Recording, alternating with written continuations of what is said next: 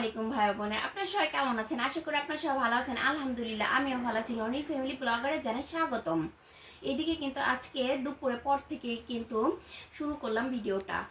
যেহেতু ননদের ছেলে সুন্নতে খাতনা করেছে, ওইখানে কিন্তু 4 দিন যাবৎ যাওয়া আসা হচ্ছে, তাই তেমন কোনো ঘরে কোনো কাজই করা হচ্ছিল না। তাই অনেকগুলো কাজ জমে যাইতেছিল, তো বলছি যে আজকে আর যাবো না, ওই কাজগুলি করে শেষ করব। তাই আজকে একটু বেশি ব্যস্ত আমি। তবুও কালকের জন্য অনেক কাজ আছে, কালকে আজকের মধ্যে শেষ করব এই কাজগুলি। তো এখন কিন্তু আমি অনেকগুলি কাপড় চোপড় নিয়ে বসেছি ভাঁজ করার জন্য, কারণ ওয়েদারটা এই কয়েকদিন আজকে রোদ উঠেছে যে যেমন ছিল, যে কাপড়গুলো অর্ধেক ছাদের উপরে শুকাতে হয়েছে, অর্ধেকটা আমার রুমে এনে রেখে তারপরে যেতে হয়েছে ওই বাসা। এমন দিনগুলো কাটছে আমার।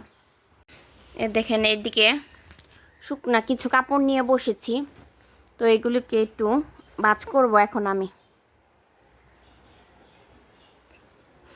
তারপরে ছাদে কিছুটা আছে, ওইটাও নিয়ে আসবো। এটা ভাঁজ করার পরে নিয়ে আসবো, ওই সব নিয়ে এসে আবারও ভাঁজ করব।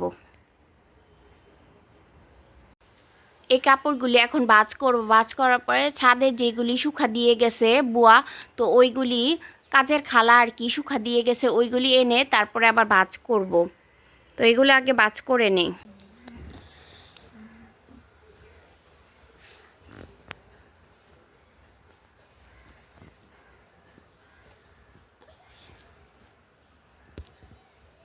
আর আমার ভিডিওটা আপনাদের কাছে ঠিক কেমন লাগে অবশ্যই কিন্তু কমেন্ট করে জানাতে পারেন।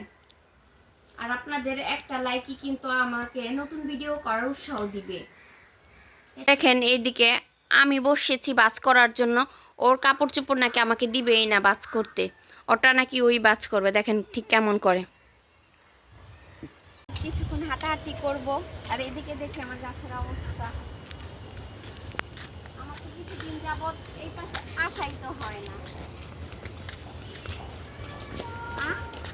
এইদিকে কাঁচামরিচ গাছ লাগাইছে তানিম, এইদিকে কাঁচামরিচ গাছ কে লাগাইছে দেখো? তোর বাবা লাগাইছে। টপগুলিও তো পরিষ্কার করে দিছে, হয়তো আমার চাচা শ্বশুর এই কাজগুলি করে দিছে আমারে, ভালো হয়েছে। আর আপনাদের সাথে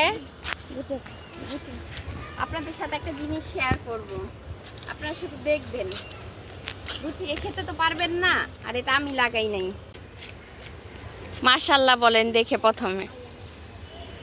সবুরে যে মেয়া ফলে ঠিক এটাই দেখেন।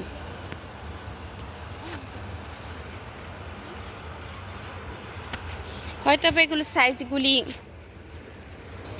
ছোট হতে পারে, এখনো তো কচি, কিন্তু এটার বয়স হলো প্রায় 5 বছর পরে ফল দিয়েছে এই গাছে, আনারস গাছে।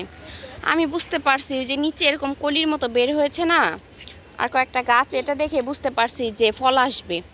ফল আসার আগে তো এরকম কলির মতো বের হয়, আর এই যে মাঝখানটা একবারে হলুদ কালার হয়ে যায়, তাহলে বোঝা যায় যে ফল আসবে, হবে, সময় লাগবে।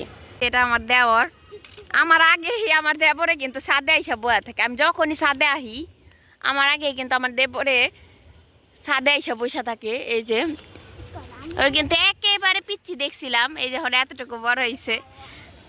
দেখেন একটু আবার দুষ্টামিও করতেছে আমার সামনে। দেখেন দেখেন এদিকে কি করে।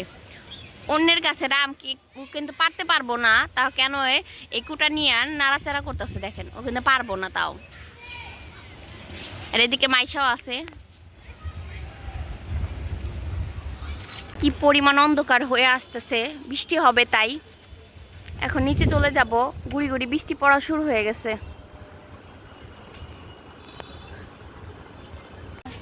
পারছো?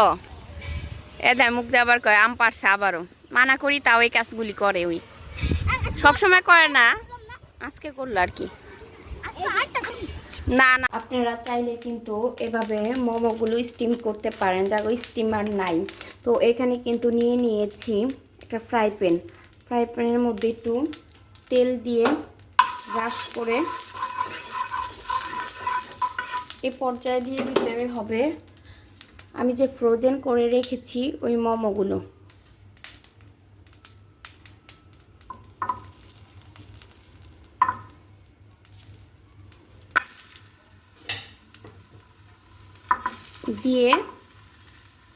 দিয়ে দিতে হবে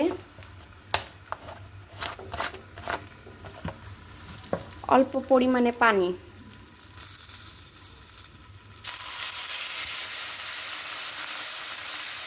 আঁচটা অবশ্যই কমিয়ে রাখতে হবে।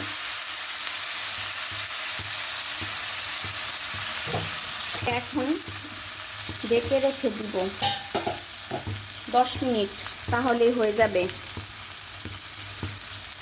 তো 10 মিনিট এভাবে ঢেকে রেখে দিব। এভাবে আর 2 মিনিটের মতো রাখবো, তারপর নামিয়ে ফেলবো। এই যে তৈরি হয়ে গেল মোমোগুলো।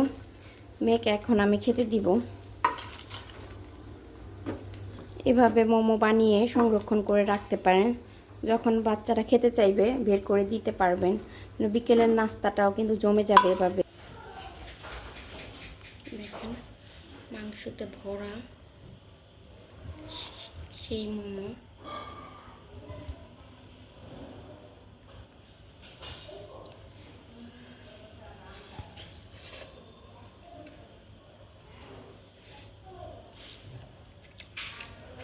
একটা মজা। ভিডিওটা এই পর্যন্তই। ভালো লাগলে সাবস্ক্রাইব করুন। আল্লাহ হাফেজ।